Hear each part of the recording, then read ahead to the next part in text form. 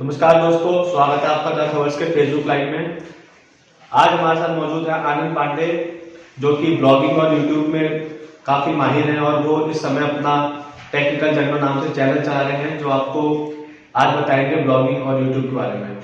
आनंद पांडे, मेरा नाम आनंद है और आशीष का मैं बहुत बहुत धन्यवाद आभार करता हूँ कि उन्होंने द खबर्स पे मुझे बुलाया और मुझे मौका दिया ताकि मैं अपनी जर्नी के बारे में बता सकूं कि मैंने कैसे एक साल में यूट्यूब का सफर को शुरुआत किया है और कैसे मैंने ब्लॉगिंग किया है, और साथ में मैं और आशीष मिलके वेबसाइट भी चला रहे हैं। चलो, तो आनंद जी, आपसे मेरा सवाल ये है कि जैसे कोई न्यू स्टार्टअप करता है अपना, वेबसाइट से लेके चाहे यूट्यूब से लेके, तो उन्हें किन किन चीजों का मेन ध्यान रखना होता है? जैसे आजकल की जनरेशन है, लॉकडाउन के समय बहुत से लोगों ने अपना यूट्यूब शुरुआत किया, वेबसाइट शुरुआत किया, तो उन्हें मेन क्या किन किन चीजों का ख्याल रखना होता है?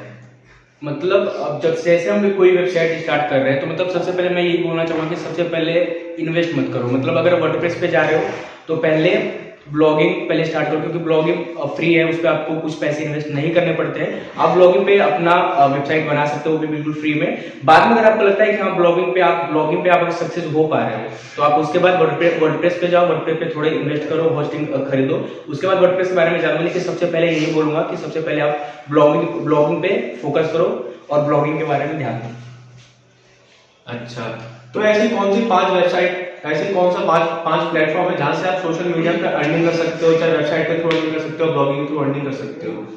जैसे आज की जनरेशन है जो ब्लॉगिंग करना चाहती है, पर उनका ब्लॉगिंग मेन फोकस नहीं होता। उनका फोकस होता है कि कैसे हम ऑनलाइन अपनी अर्निंग करें, चाहे स्टार्टअप करें अपना न्यू। ऑनलाइन स्टार्टिंग अगर करना है तो उसके लिए बहुत सारे तरीके, जैसे आप ब्लॉगिंग कर सकते हो, उसके बाद यूट्यूब हो गया, आप एफिलिएट मार्केटिंग कर सकते हो। अगर आपका ब्लॉग किसी एक नीच पे है तो आप उस पर एफिलिएट मार्केटिंग भी कर सकते हो। अच्छा, जैसे आपने बताया निश वेबसाइट या निश ब्लॉगिंग, तो निश ब्लॉगिंग, माइक्रो निश ब्लॉगिंग, ये होता क्या है? जैसे कि अगर निश ब्लॉगिंग सिंपल हो गया कि ब्लॉगिंग में मतलब अगर मुझे टेक के बारे में नॉलेज है तो मैं उसके बारे में ब्लॉग बना रहा हूँ या उसके बारे में वेबसाइट बना रहा हूँ। ठीक, दूसरी बात यहाँ पे आती है कि निश ब्लॉगिंग क्या होती है। तो अगर मुझे टेक के बारे में, क्योंकि टेक बहुत बड़ा फील्ड है, तो अगर उसमें मुझे अगर फोन के बारे में मुझे नॉलेज है तो मैं फोन के बारे में रिव्यू करूंगा या फोन के बारे में अपने वेबसाइट पे लिखूंगा, तो वो निश ब्लॉगिंग में आ जाती है। अच्छा, तो जैसे आप मान लो निश ब्लॉगिंग कर रहे हो, आपने निश ब्लॉगिंग शुरू कर दी, बट उस पर आप ट्रैफिक कैसे ड्राइव करोगे? मोनेटाइज आपने कर लिया, आपने उस पर सब कुछ कर लिया, बट ट्रैफिक ड्राइव करना कोई इजी टास्क नहीं होता। ट्रैफिक ड्राइव करके अर्निंग कैसे करोगे आप? सबसे बड़ी चीज होती है ट्रैफिक लाने के लिए आपका कंटेंट बहुत अच्छा होना चाहिए। अगर आपका कंटेंट अगर अच्छा है आपका ब्लॉग का या वेबसाइट का, तो ट्रैफिक लाने के बहुत सारे आपके सोर्स है। आप उसको सोशल मीडिया पे पेज बना सकते हैं, फेसबुक पे पेज बनाइए, वहां से ऑडियंस को लाइए अपने वेबसाइट पे। अगर आपका कंटेंट अच्छा होगा तो ऑडियंस आपके ब्लॉग या आपके वेबसाइट पे जरूर विजिट करेगी, उससे आपका ट्रैफिक कुछ ज्यादा आ जाएगा। उसके बाद दूसरी चीज यह है कि टॉपिक जो हो ऐसे टॉपिक रखे जो गूगल पे सर्च होता है, लोग उससे सर्च करते हो। जो टॉपिक ऐसा हम चूज करें जिसे लोग सर्च करते हो, उससे भी ऑडियंस। ये चीज हम कैसे पता लगाएंगे कि क्या सर्च किया जा रहा है सबसे ज्यादा, कीवर्ड्स कहाँ से मिलते हैं हमें, एसईओ कैसे किया जाए, कुछ इन चीजों का बताओ। सबसे पहले मैं बताना चाहूंगा कीवर्ड के बारे में। अब कीवर्ड के बारे में मैं ये बताऊंगा कि अगर कीवर्ड मुझे अगर रिसर्च करें, कीवर्ड के तो बहुत सारे प्लेटफॉर्म जैसे एचआरएफ है, बहुत सारे टूल्स है जिसकी मदद से हम कीवर्ड का रिसर्च कर सकते हैं, उसका ट्रैफिक कितना आ रहा है, सर्च वॉल्यूम उसका कितना है, उसका सीपीसी कितना मिल रहा है। उसके अलावा फ्री में जैसे गूगल का सर्च कंसोल है, गूगल का कीवर्ड प्लानर है। गूगल का कीवर्ड प्लानर बिल्कुल फ्री में है, वहां से हम कीवर्ड के बारे में देख सकते हैं, उसके बारे में जान सकते हैं, उसकी ट्रैफिक कितनी है, उसका सर्च कितने में सर्च वॉल्यूम है वो कितना है, इसके बारे में जान सकते हैं। तो जैसे भी लोग चाहते हैं कि अपना खुद का स्टार्टअप करें, वेबसाइट बनाए, यूट्यूब पे चैनल बनाए या अपने निश पे काम करें, तो आप सबसे ज्यादा क्या सजेस्ट करना चाहोगे? यूट्यूब पे काम करना सही रहेगा, फेसबुक पे काम करना सही रहेगा, कि वेबसाइट पे काम करना सही रहेगा? वेबसाइट पे कौन से उस पे सही रहेगा? वर्डप्रेस पे रहेगा, ब्लॉगस्पॉट पे रहेगा, विक्स पे रहेगा, किस पे काम करना सही रहेगा? सबसे पहले यहाँ पे मेन चीज ये आ जाती है कि अगर मुझे ज्यादा नॉलेज, अगर मुझे मतलब मेरा इंटरेस्ट है अगर लिखने में, तो मैं ब्लॉगिंग स्टार्ट करूंगा या अपनी वेबसाइट बनाऊंगा, क्योंकि मुझे नॉलेज है लिखने में या फिर मुझे इंटरेस्ट है, मैं सबसे अच्छा लिख पाता हूँ या मेरे पास कंटेंट है, तो मैं ज्यादा फोकस करूंगा कि मैं ब्लॉगिंग पे दूं। क्योंकि ब्लॉगिंग एक फ्री में टूल आपका गूगल का है, उस पर आपको कोई भी पैसे इन्वेस्ट नहीं करने पड़ रहे हैं, वहां पे आप जाके फ्री में आप वहां पे अपना वेबसाइट बना सकते हैं। अब दूसरी चीज है कि इनको ये लग रहा है कि मैं अच्छा वीडियो बना सकता हूँ या फिर मुझे अच्छी चीजें टॉपिक के बारे में पता है, जैसे रिव्यू हो गया, टेक्नो हो गया, फिर ब्लॉगिंग जिसको आता है, या फिर कोई ब्यूटी का है उसका चैनल है, तो उस तरह से आप वीडियो पे भी यूट्यूब पे आप अपने कैटेगरी के हिसाब से जो आपको पसंद है उसके हिसाब से आप यूट्यूब पे चैनल बना सकते हैं। जी, तो जैसे कि बहुत मैंने ऐसे बहुत सी वीडियो देखे हैं कि बंदे अपना स्टार्टअप कर लेते हैं, वेबसाइट बनाते हैं, सबसे ज्यादा उनको दिक्कत आती है एडसेंस अप्रूवल लेने में, चाहे वो यूट्यूब हो चाहे वो उनका वेबसाइट हो। तो एडसेंस अप्रूवल लेने के लिए क्या क्या चीजें करनी चाहिए? अब एडसेंस की यहाँ पे बात करें अप्रूवल के लिए, तो उसके लिए आपका जो कंटेंट होना चाहिए वो 100% यूनिक होना चाहिए।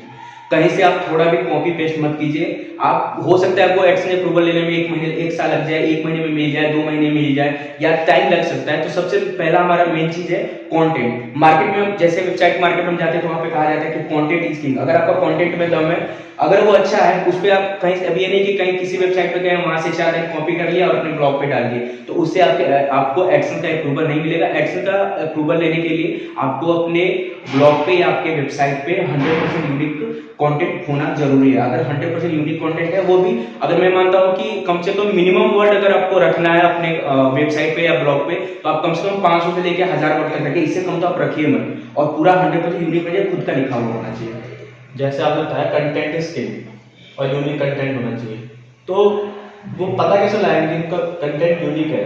कोई ऐसे टूल आता है कि खुद अपने आप लिख रहे हो, कुछ ऐसा तो होता होगा जहाँ से पता लगता होगा कंटेंट यूनिक कैसे है? इसके बारे में बता रहा हूँ। अगर आप कोई पोस्ट लिख रहे हैं किसी चीज के बारे में, अगर आप लिख रहे हैं, अगर आपको पता करना है कि आप जो लिखे हैं कहीं से कॉपी तो नहीं है या फिर वो प्लेगराइज तो नहीं है, तो उसके लिए बहुत सारी वेबसाइट आती है जो आपका चेक कर, जो आप लिखे हुए कंटेंट उनको आप वहाँ पे स्कैन करके आप ये दे सकते हैं कि आपका जो आपने कंटेंट लिखा है क्या वो कहीं से कॉपी तो नहीं किया गया, या आपने कितना % कॉपी किया है, किस वेबसाइट से आपने कॉपी किया।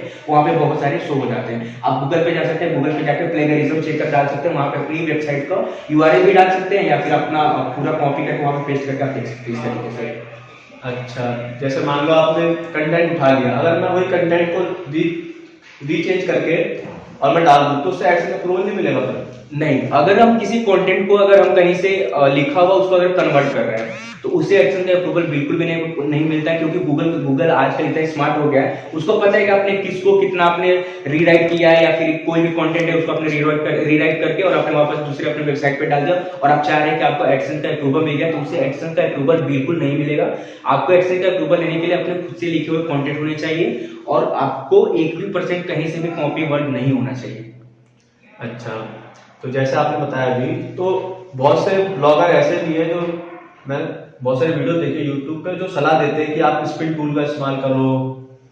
तो स्पिन टूल क्या होता है? मतलब कि अगर एडसेंस अप्रूवल स्पिन टूल से ही होता है तो मतलब यूनिक कंटेंट क्यों लिखेगा फिर? ये इस बात में मैं ये बोलना चाहूंगा कि स्पिन टूल मतलब ऐसे होता है कि अगर मैंने कोई कंटेंट लिखा, अगर उस कंटेंट को मुझे कन्वर्ट करना है या फिर उसे रीराइट करना है, स्पिन करना है। स्पिन मतलब होता है कि जो उसके वर्ड होते हैं उसका जो इंग्लिश वर्ड होता है वो चेंज हो जाता है, मीनिंग वही रहती है, लेकिन इससे कोई भी फायदा नहीं होता है गूगल एडसेंस पे। गूगल उस पर बिल्कुल उसको अप्रूवल नहीं देता है। आपके पास यूनिक कंटेंट होगा तभी आपको अप्रूवल मिलेगा, वरना आप कितनी भी मेहनत करिए अपने ब्लॉग या अपने वेबसाइट पे आप हजारों आर्टिकल डाल दीजिए, उसको रीराइट करके डाल दीजिए, आपको उससे कोई फायदा नहीं होगा, ना आपको एडसेंस का अप्रूवल मिलेगा। तो एडसेंस का अप्रूवल लेने के सबसे पहले मेन चीज यही है कि आपका कंटेंट जो होना चाहिए 100% यूनिक होना ही चाहिए और खुद का लिखा होना चाहिए, कहीं से कॉपी होना ही नहीं चाहिए। और जो YouTube पे मोनेटाइजेशन की बात आती है, चाहे YouTube पे निश ब्लॉगिंग या व्लॉगिंग हो गई, चाहे इन सब चीजों पे किस तरीके से काम करना चाहिए? जैसे अभी जो न्यू आया है उसका क्राइटेरिया कि आप दूसरे का हैवी वेट क्लिक जो होते हैं उनको इस्तेमाल नहीं कर सकते, चाहे दूसरों के थंबनेल इस्तेमाल नहीं कर सकते, तो इन सब चीजों को क्या न्यू अपडेट आई है? अब यूट्यूब की बात करें तो यूट्यूब का सिंपल सा रूल है, आप यूट्यूब पे जाए, यूट्यूब पे अपना चैनल ओपन कीजिए, वहां पे जाके अपने वीडियो को आप अपलोड कीजिए। थोड़े बहुत आप कुछ सेकंड के वीडियो क्लिप किसी भी वीडियो से आप ले सकते हैं, किसी के चैनल से ले सकते हैं, आप उसको यूज कर सकते हैं। लेकिन मेन आपका जो 60% जो आपका मेन वीडियो का पार्ट होना चाहिए वो आपका होना चाहिए। अब दूसरी चीज यहाँ पे आती है क्राइटेरिया क्या है यूट्यूब मोनेटाइजेशन के लिए। तो ये आपको यूट्यूब मोनेटाइजेशन के लिए 1000 सब्सक्राइबर और 4000 घंटे का वॉच टाइम लास्ट 365 दिन में, मतलब लास्ट 1 साल के अंदर आपको कंप्लीट करना है। और आपके चैनल पे ना कोई कम्युनिटी गाइडलाइंस स्ट्राइक नहीं होनी चाहिए, कॉपीराइट क्लेम नहीं होना चाहिए, कॉपीराइट स्ट्राइक नहीं होनी चाहिए। कॉपीराइट क्लेम पे मिल जाता है, लेकिन अगर ज्यादा कॉपीराइट क्लेम होता है आपके यूट्यूब चैनल पे तो आपको उसमें भी मोनेटाइजेशन में दिक्कतें आ सकती है। तो सबसे मेन चीज यही है कि आपका जो कंटेंट होना चाहिए वो फ्रेश होना चाहिए। स्ट्राइक क्या होता है? जैसे कि एक मेरा मित्र है, उसने यूट्यूब चैनल बनाया था, उस पर स्ट्राइक पड़ गई थी, वो मुझे बता रहा था कि अगर 2 स्ट्राइक और पड़ेगी तो उसका चैनल बंद हो जाएगा।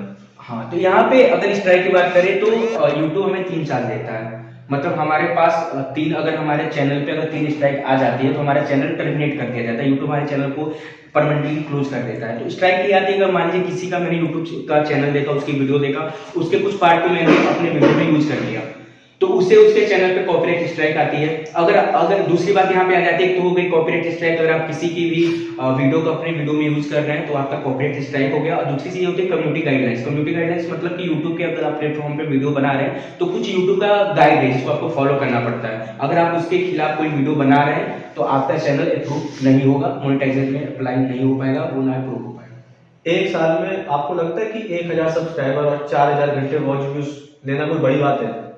मुझे नहीं लगता, क्योंकि मैंने खुद यूट्यूब पे काम किया है। तो मैं अगर सच बताऊं तो मुझे भी 1 साल लगे हैं कम से कम 1000 सब्सक्राइबर करने के लिए और 4000 घंटे का वॉच टाइम कंप्लीट करने के लिए। लेकिन मैं सबसे आसान तरीका यहाँ पे ये बता सकता हूँ कि पहले अपने कंटेंट पे ध्यान दो। सबसे पहली चीज है कि पहले अपने कंटेंट पे ध्यान देना चाहिए कि हमारा कंटेंट बिल्कुल क्लियर हो। दूसरी चीज है कि अगर आपका कंटेंट लग रहा है कि हाँ मेरा कंटेंट सबसे अच्छा है, कंटेंट में कुछ दम है, तो अब तो दूसरा सबसे आसान तरीका है गूगल एडवर्ड का। गूगल एडवर्ड का यूज कीजिए, अपना प्रमोट कीजिए चैनल को। तो सबसे पहली चीज है अपना कंटेंट आपका क्लियर होना चाहिए। दूसरा ये होगा अगर आपको कंटेंट में लगता है कि हाँ मेरे कंटेंट में दम है, तो आप उसको ऑडियंस तक पहुंचाइए, उसको आप गूगल एडवर्ड से प्रमोट कर सकते हैं। तो ऐसे बहुत से ब्लॉगर्स हैं जो क्या कहते हैं एडसेंस का अप्रूवल नहीं ले पाते, जो मतलब न्यू स्टार्टर होते हैं जो एडसेंस का अप्रूवल नहीं ले पाते, वो फिर डिफरेंट एडवर्टाइजिंग कंपनीज का यूज करते हैं पर उसमें उनका रेवेन्यू जनरेट नहीं हो पाता।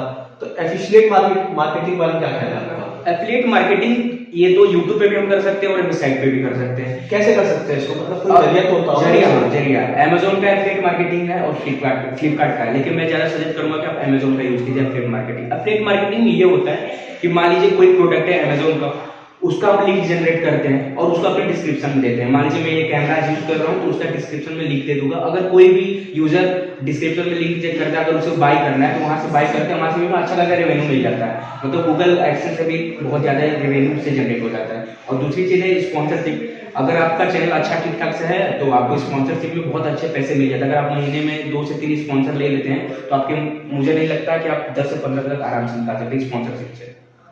तो फिर एडसेंस को ज्यादा रिकमेंड क्यों किया जाता है?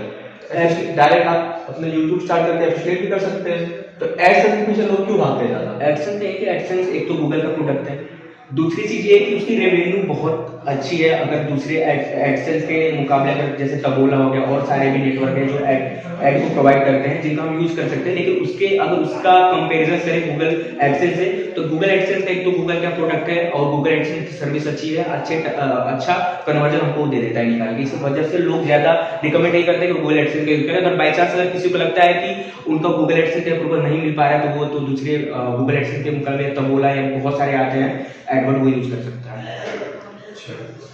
तो एक बात और थी, जैसे कि बहुत से जने न्यूज वेबसाइट बनाते हैं, अधिकतर लोग न्यूज वेबसाइट बनाते हैं और वो क्या करते हैं गूगल न्यूज अप्रूवल लेते हैं, कोई हिंदी न्यूज अप्रूवल लेता है, कोई हिंदी न्यूज अप्रूवल लेता है। तो ये गूगल न्यूज अप्रूवल जो होता है उनकी वेबसाइट के लिए कितना लाभदायक होता है, कहाँ तक लाभदायक होता है? जैसे आपका एडसेंस अप्रूवल भी है, गूगल न्यूज अप्रूवल भी है, बट ये आपको किस तरीके से हेल्प करेगा ट्रैफिक ड्राइव करने के लिए अगर आप फेसबुक ट्विटर इन सब पे काम नहीं कर रहे हो, बस ओनली वेबसाइट पे कर रहे हो?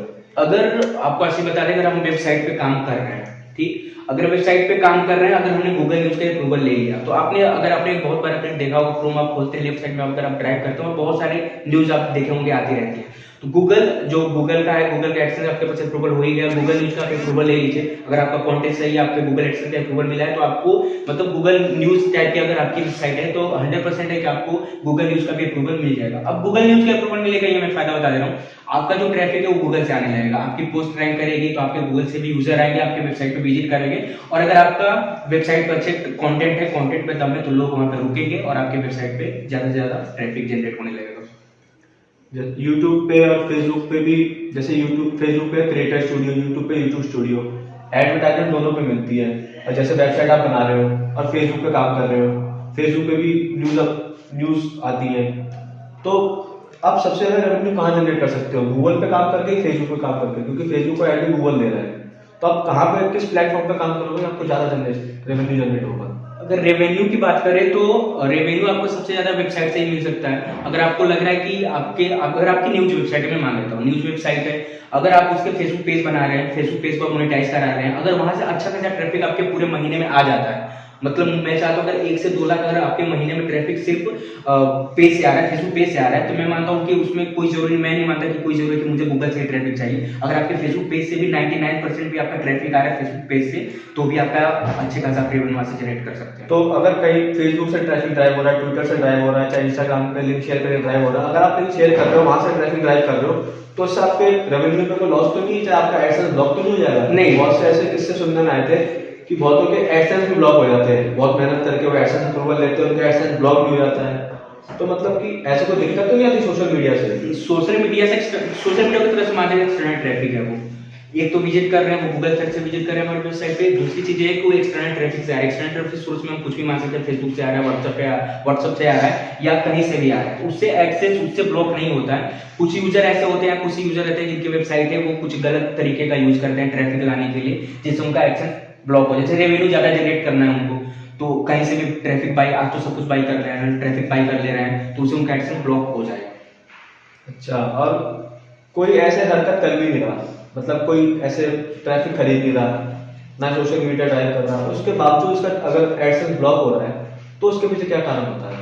अगर उसका एडसेंस, अगर उसने कहीं से व्यूज या कुछ ट्रैफिक अगर वो बाय नहीं कर रहा है, उसका जो वेबसाइट है वो क्लियर है, फिर भी अगर उसका एडसेंस ब्लॉक हो रहा है, तो उस पे या तो इनवैलिड क्लिक आ रहा है जिसकी वजह से आपका वेबसाइट ब्लॉक हो जाएगा, या फिर वेबसाइट का जो गूगल एडसेंस है वो ब्लॉक हो जाएगा। मतलब आपके जो मान लेते हैं कि मान लीजिए मेरे फोन में मेरा ही वेबसाइट लॉगिन है, मैं अपनी पोस्ट को बार बार देख रहा हूँ, ऐड को देख रहा हूँ, क्लिक कर रहा हूँ, तो इससे मेरा एडसेंस ब्लॉक हो जाएगा, डिसेबल हो जाएगा परमानेंट। अगर किसी का एडसेंस ब्लॉक हो जाता है तो उसके बाद उसे क्या करना चाहिए? देखिए, एडसेंस अगर ब्लॉक हो जाए तो उसके बाद कोई ऑप्शन नहीं, दूसरा ऑप्शन ब्लॉक करेगा। एक बार अगर एडसेंस डिसेबल हो गया तो वो हो गया, उसके बाद कोई दूसरा ऑप्शन नहीं होता है, उसे नहीं बदलना। जहाँ तक है गूगल 2-3 बार नोटिस भी देता है कि आप अपने एडसेंस पे ध्यान दीजिए। गूगल पॉलिसी सेंटर नोटिस भी भेजता है कि आपके इनवैलिड क्लिक आ रहा है, अपने एडसेंस पे ध्यान दीजिए, ऐसा भी कुछ होता है? हाँ, इनवैलिड मान लेते हैं कि आपके वेबसाइट पे इनवैलिड क्लिक आ रहा है, इनवैलिड क्लिक आ रहा है, तो आप कुछ दिन के लिए अपने वेबसाइट से आप एडसेंस को ऑफ कर दीजिए।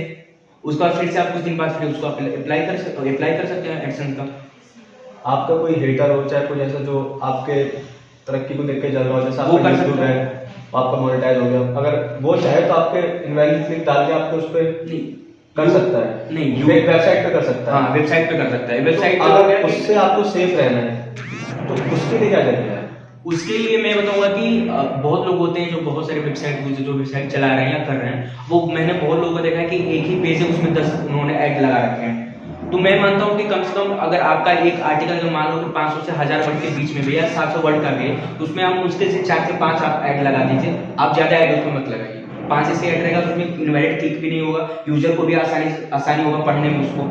इनवैलिड यूजर फ्रेंडली की बात नहीं कर रहा मैं, जैसे मान लो कि मैंने 3-4 ही ऐड लगा रखे, कल कोई बंदा अपने घर से ही डेली उस पर क्लिक कर करके आपके एडसेंस को इनवैलिड कर रहा है, तो उससे कैसे बचा जाए? कोई टूल आता है, कोई प्लगइन्स आते हैं जिस तरीके से हम उससे बच सकते हैं, कोई ऐसा? प्लगइन्स के बारे में तो मुझे नहीं पता, लेकिन ये मैं बता सकता हूँ कि अगर आपका वेबसाइट ब्लॉगर पे अगर आपका एडसेंस अप्रूव हो गया है, अगर आपके एडसेंस पे इनवैलिड क्लिक आ रहे हैं, तो आप कुछ देर के लिए, कुछ दिन के लिए आप अपना एडसेंस को आप कुछ दिन के लिए ऑफ कर सकते हैं अगर इनवैलिड क्लिक आ रहा है तो, या फिर आपका CTR हाई चला जा रहा है तो फिर उसके बाद उसको आप कंट्रोल कर सकते हैं। अच्छा, तो और भी कुछ आप बताइए, जैसे कि ब्लॉगिंग में लोगों को क्या तक ध्यान रखना चाहिए, क्या क्या करना चाहिए, और मतलब कि न्यू जनरेशन को, जैसे अभी न्यू मीडिया, पहले प्रिंट मीडिया था, फिर इलेक्ट्रॉनिक मीडिया, अब न्यू मीडिया है, तो ब्लॉगिंग जो है सबसे ज़्यादा न्यू मीडिया में इस्तेमाल हो रहा है, तो किन किन चीज़ों का विशेष ख्याल रखना चाहिए न्यू मीडिया में? न्यू मीडिया में अगर बात करें, अगर वेबसाइट बना रही है, ब्लॉगिंग हम कर रहे हैं, अब मैं अभी पहली बात बता रहा हूँ ब्लॉगिंग की, तो ब्लॉगिंग कर रहे हैं तो पहले अपना एक निश डिसाइड कर लीजिए कि आपको किस पे काम करना है। जिस चीज़ के आपके बारे में बहुत अच्छे से नॉलेज है उसके बारे में आप वेबसाइट क्रिएट कर सकते हैं, उसके बारे में आप लिख सकते हैं। दूसरा, मान लीजिए मुझे टेक का है तो मैं अब फूड का लेके कर लूंगा तो मेरा नहीं चलेगा, मैं उसमें आके मैं काम कर पाऊंगा। तो सबसे जरूरी चीज है आपका निश को सबसे पहले इंपॉर्टेंट निश को क्लियर करना कि आपका निश क्या है, किस पे आप काम कर सकते हैं या किस पे आप लॉन्ग टर्म तक आप उस पर काम कर सकते हैं। और एडसेंस की बात हो गई तो एडसेंस लेने में बहुत लोग ये सोचते हैं कि मैंने 2 महीने में वेबसाइट बना ली, उस पर एडसेंस अप्रूवल में मिल जाए, तो इतना जल्दी नहीं हो पाता, किसी को टाइम लगता है एडसेंस अप्रूवल लेने में। चलिए, एक तो सवाल है जो हमारे साथ के दोस्तों ने पूछा है, तो ये सवाल है विशेष श्रीवास्तव जी का। उन्होंने बोला, आनंद भाई, कॉपीराइट के चक्कर कॉपीराइट के बारे में बताइए, कॉपीराइट क्या चक्कर होता है, कॉपीराइट आता कैसे है, इन्होंने पूछा है। तो विशेष जी को मैं बताना चाहूंगा कि अगर आप YouTube पे अगर आप कोई वीडियो बना रहे हैं या अपना खुद का वीडियो अपलोड कर रहे हैं, अगर वहां पे आप किसी दूसरे का अगर आप वीडियो वहां पे या क्लिप आप उसका यूज कर रहे हैं तो आप पे कॉपीराइट क्लेम आएगा। और जैसे कि एक वीडियो मैं खुद का बता रहा हूँ, मैंने अपने चैनल पे एक वीडियो डाला था जब मिर्जापुर आया था, तो मैंने एक वीडियो डाला था कि मिर्जापुर को कैसे डाउनलोड किया जाता है। तो मेरे यूट्यूब पे अभी भी कम्युनिटी गाइडलाइंस पड़ी हुई है कि मैंने उस मिर्जापुर का क्यों डाला था। और दूसरी चीज कि मेरे चैनल पे 2 स्ट्राइक आई थी, जिसमें से एक स्ट्राइक मेरी ये थी कि मैंने मिर्जा खुद Amazon प्राइम ने मुझे स्ट्राइक दिया था ताकि मैंने ऐसा वीडियो बनाया अपने यूट्यूब पे कि how to download Mirzapur web series. तो ऐसी आपको कोई भी वीडियो नहीं बनानी चाहिए, मैं ये मानता हूँ। आपको अपना क्लियर अपना सेफ आप रख के चलो, कहीं से कुछ कॉपी मत करो। चैनल मोनेटाइज हो जाएगा तो उसके बाद 10 से 20% मैं कर रहा हूँ क्लिप आप कहीं से 10 सेकंड की या 20 सेकंड की यूज कर सकते हो, उससे कोई दिक्कत नहीं होती है। एक और सवाल है, शिवम पात्या जी ने पूछा है, उन्होंने लिखा है मेरा सवाल है कि कुछ वेबसाइटें ऐसी हैं जिन पर पूरा कंटेंट अपना लिखा होने पर भी कॉपी शो होता है, इस पर आप क्या कहना चाहेंगे। उनका कहना है कि जैसे कि आपने पूरा अपना कंटेंट लिखा, उसके बाद भी आप उसे चेक करते हो, पैराग्राफ करते हो, तो भी वो कॉपी दिखाता है, तो इसके लिए क्या करना चाहिए। अब इसकी मैं एक चीज बताऊँ कि सबसे ज्यादा प्रॉब्लम आती है न्यूज वेबसाइट में, क्योंकि न्यूज जो होती है वो सेम ही होती है, थोड़ा बहुत उसको हम डिफरेंस कर सकते हैं, थोड़ा बहुत उसको चेंज कर सकते हैं, बाकी न्यूज सेम टू सेम रहती है। और बाकी चीज में अगर मान लीजिए किसी चीज पे लिख रहा है, रिव्यू दे रहे हैं किसी चीज की, तो रिव्यू में तो सारे सेम ही रहेंगे। अब स्पेसिफिकेशन है वो सारे एक ही सेम ही रहेंगे, तो उसमें तो हम थोड़ा बहुत अपने हिसाब से चेंज कर सकते हैं, बाकी हम सेम की सेम ही लिख सकते हैं। तो फिर अगला बंदा 100% यूनिक कंटेंट कैसे लाएगा। अगर मान लो किसी ने न्यूज वेबसाइट खोली तो आपने रिकमेंड किया 100% यूनिक कंटेंट, तो न्यूज में तो मोस्टली होता है किसी का बयान लगा दिया, किसी की स्टेटमेंट लगा दी जो कहीं ना कहीं से कॉपीड आता है, तो उस तरीके से गूगल उन चीजों समझ पाता है कि उसके बाद भी उसे वो एडसेंस को रिजेक्ट कर देता है। नहीं, अगर मैं यहाँ पे सिर्फ अगर न्यूज वेबसाइट की बात करूँ तो न्यूज वेबसाइट के लिए मैं ये कहना चाहूंगा कि वहाँ पे गूगल आप जब न्यूज वेबसाइट चला रहे हैं फिर उस पर आप न्यूज डाल रहे हैं, तो सबसे पहले चीज है कि आप सबसे पहले 300 वर्ड के या 200 वर्ड लेके आप गूगल गाइड से अप्रूवल आपको ऐसे भी नहीं मिलेगा, इसलिए आप पहले अपना न्यूज को थोड़ा बहुत आप 15 ऐसे आर्टिकल लिख दीजिए किसी भी चीज में 15,000 या 500 वर्ड के, उस पर आप एडसेंस का अप्रूवल लीजिए, बाद में आप कन्वर्ट कर दीजिए न्यूज वेबसाइट में। दूसरी चीज ये है कि अगर आपको लगता है कि आप कहीं से कॉपी किए कंटेंट या फिर आपने यूनिक 100% लिखा है कंटेंट और आपको लग रहा है कि मेरा प्लेगरिज्म चेक कर रहा हूं तो वहां पे दिखा रहा है कुछ दिखा रहा है, तो इतनी थोड़ी बहुत 10 या 10% भी अगर आपका प्लेगरिज्म है थोड़ा बहुत है तो उसको हल्का फुल्का चेंज करें, उससे उतना कोई दिक्कत नहीं होता है। अब आपका 40% है 30% आप कहीं से उठा रहे हैं, कहने का मतलब है कि अगर आप न्यूज वेबसाइट खोल रहे हैं तो पहले आप खबर प्रोवाइड ना करें, 15-20 आर्टिकल प्रोवाइड करके 500 से 1000 एडसेंस का अप्रूवल ले लें, उसके बाद आप उसको न्यूज वेबसाइट में कन्वर्ट कर दीजिए, आपको जिसमें उसको कन्वर्ट करना है एडसेंस का अप्रूवल लेने के बाद।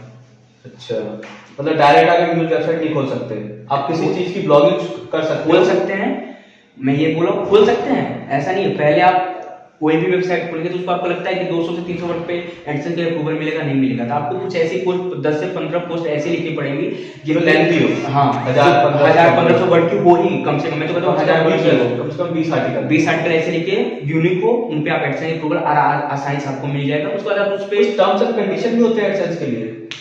एडसेंस के लिए टर्म और कंडीशन यही है कि आप पे कॉपी या आप एक कॉपी ऑफ कंटेंट को यूज मत कीजिए, जैसे contact us, about us, disclaimer. हाँ, ये मेन चीज जैसे ने कहा, मेन चीज ये जो पेज होता है अपनी वेबसाइट जब बनाते हैं तो सब किसी भी वेबसाइट पर विजिट करते हैं सबसे नीचे रहता है होम रहता है, कॉन्टैक्ट रहता है, अबाउट अस रहता है, डिस्क्लेमर रहता है और प्राइवेसी पॉलिसी रहता है। ये 5 चीज आपके वेबसाइट में होनी चाहिए। अगर ये 5 चीज आपके वेबसाइट में नहीं है, आपका जो वेबसाइट है उस पर आपके कितने भी कंटेंट हो, कितने भी यूनिक आपने लिख रखा हो, तो फिर भी उसके वजह से आपको एडसेंस का अप्रूवल नहीं मिलता है। तो ये 5 पेज, होम हो गया, प्राइवेसी पॉलिसी हो गया, डिस्क्लेमर हो गया, ये सब आपके होने चाहिए 5।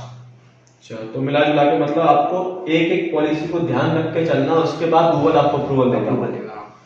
अगर कोई इस चीज को देख के मायूस हो जाता है, छोड़ देता है ब्लॉगिंग करना, तो उसके बारे में मतलब कि उसको अब जागरूक कैसे करेंगे, कि मोटिवेट कैसे करोगे कि आप नहीं छोड़ना नहीं चाहिए गलतियां करके। जैसे कि मैंने खुद ने जब शुरू किया तो मैं खुद बहुत डिमोटिवेट हो गया था, मेरे साथ के दोस्तों ने, भाइयों ने मुझे मतलब बहुत मोटिवेट किया, जब जाके इसमें एडसेंस भी मिला, गूगल में अप्रूवल भी मिला, दिन रात मेहनत करने के बाद, जहाँ मुझे ब्लॉगिंग बारे में भी मालूम नहीं था। तो ऐसे उन ब्लॉगर्स को क्या बोलना चाहोगे कि उनको कैसे मोटिवेट करना होना चाहिए। अब ब्लॉगिंग की बात करूँ तो अगर कुछ ब्लॉगर ऐसे होते हैं जो ये सोच के आते हैं कि उनके पास कंटेंट है, ये सोच के आते हैं कि हाँ मुझे पैसा छापना है ब्लॉगिंग से, क्योंकि वो बस इतना जान लें कि हाँ ब्लॉगिंग से पैसा आता है, मुझे पैसा अर्न करना है कैसे भी। तो उनके लिए मैं बोल रहा हूँ कि उनके लिए ब्लॉगिंग नहीं है। ब्लॉग में आपको पैसे रखना पड़ता है। आपको हो सकता है आपको दो महीने में अप्रूवल मिल जाए, हो सकता है कि आपको 1 साल भी लग जाए अप्रूवल लेने में एडसेंस का। तो सबसे मेन चीज है आपका कंटेंट। अगर आपका कंटेंट सही है तो आप मेहनत कीजिए उस पर, आपको 2 महीने बाद नहीं तो 3 महीने बाद आपको एडसेंस का अप्रूवल मिल जाएगा और आपका कंटेंट पे दम है तो मिल जाएगा, उसमें कोई दिक्कत शिवम उपाध्याय का एक और सवाल है, फेसबुक पर मोनेटाइजेशन के क्या क्या तरीके हैं और क्या क्या करना होता है, प्लीज बताइए सर। मैंने बहुत वीडियोस देखी लेकिन मुझे कुछ समझ नहीं आ रहा है। फेसबुक पर मोनेटाइजेशन की क्या क्या रिकमेंडेशन है? फेसबुक पे मोनेटाइजेशन के लिए आपके पास एक पेज होना जरूरी है, आपके पास पेज होने चाहिए, ठीक है, और आपके पास अच्छे खासे फॉलोअर होने चाहिए जिसकी वजह से आपकी वेबसाइट पे आपका ट्रैफिक ज्यादा हो। आई थिंक उस पर कम से कम 10,000 फॉलोअर्स होने चाहिए। हाँ, और कोई भी कॉपीराइट क्लेम नहीं होना चाहिए उस पे पेज पे आपके। शिवम जी, मैं आपका जवाब देना चाहता हूँ। जो आपने पूछा फेसबुक पेज के बारे में, आपका जो फेसबुक पेज है उस पर कोई भी क्लेम नहीं होना चाहिए। मिनिमम 10,000 फॉलोअर्स और 3,000 वॉच आवर्स होने चाहिए आपके उस पे, वो भी मिनिमम 3 सेकंड या 3 मिनट्स की वीडियोस पे। आप सोचेंगे 30 सेकंड की वीडियो डाल के आप मोनेटाइजेशन मिले, तो ये नहीं है। कम से कम 3 मिनट की वीडियो होनी चाहिए आपकी, और उस पर भी कम से कम 3 सेकंड से ज्यादा वो वीडियो देखी गई हो, क्योंकि बहुत सी वीडियो ऐसी होती है कि लोग बाग वो स्लाइड करते रहते हैं, उनको 1 सेकंड देखा और ऊपर कर दिया। ऐसा नहीं, कम से कम 3 सेकंड। तो और कुछ जो आप बोलना चाहते हैं आज के लाइव में? आज के लाइव में सही कह सकते हो कि जो ब्लॉगिंग कर रहे हैं, फिर जो जिनकी वेबसाइट जो बनाना चाह रहे हैं, तो मैं सबसे पहले ये कहूंगा कि अपने लिए आप फोकस करें नीच कि आपकी किस चीज पे आपको वर्क करना है, किस पे आप लॉन्ग टर्म तक आप उस पे चीज पे लिख सकते हैं, उस चीज पे आप काम कर सकते हैं। दूसरी चीज यहाँ पे मैं ये बोलूंगा कि आपको सबसे पहले आपको वहां पे अभी तुरंत वर्डप्रेस पे आपको जाने की नहीं जरूरत है, आपको वर्डप्रेस पे स्विच करने की कोई जरूरत नहीं है। आप सबसे पहले ब्लॉगर पे आप काम कीजिए। ब्लॉगर पे भी बहुत सारी वेबसाइट चलती है, बहुत सारे blogspot.in पे भी आती है, बहुत सारे एडसेंस के अप्रूवल आपने भी देखे हैं। तो वही चीजें आपको कस्टम डोमेन भी लेने की अभी जरूरत नहीं है। अगर आप स्टार्टिंग कर रहे हैं, अगर आपको देखना है तो आप शुरुआत ब्लॉगर से कीजिए। अगर आप ब्लॉगर पे एडसेंस का अप्रूवल ले रहे हैं, आप उस पर अच्छे खासे ट्रैफिक ला रहे हैं, तो आप इन्वेस्ट थोड़े बहुत पैसे कर दीजिए, उसके बाद आप वर्डप्रेस पे स्विच कर सकते हैं। तो मतलब आपका मिला कहना ये भी है कि जो ब्लॉगिंग करने उतरते हैं ब्लॉगिंग के क्षेत्र में, तो वो पहले ये सोचते हैं कि मैं ब्लॉगिंग के क्षेत्र में घुसा और डायरेक्ट पैसे कमाना है तुरंत। तो ये चीज उनकी गलत है। कम से कम 1 से 2 साल उन्हें दबा के मेहनत करना पड़ेगा, फिर आप और वो भी लगातार कुछ बहुत अर्निंग होगी उनकी।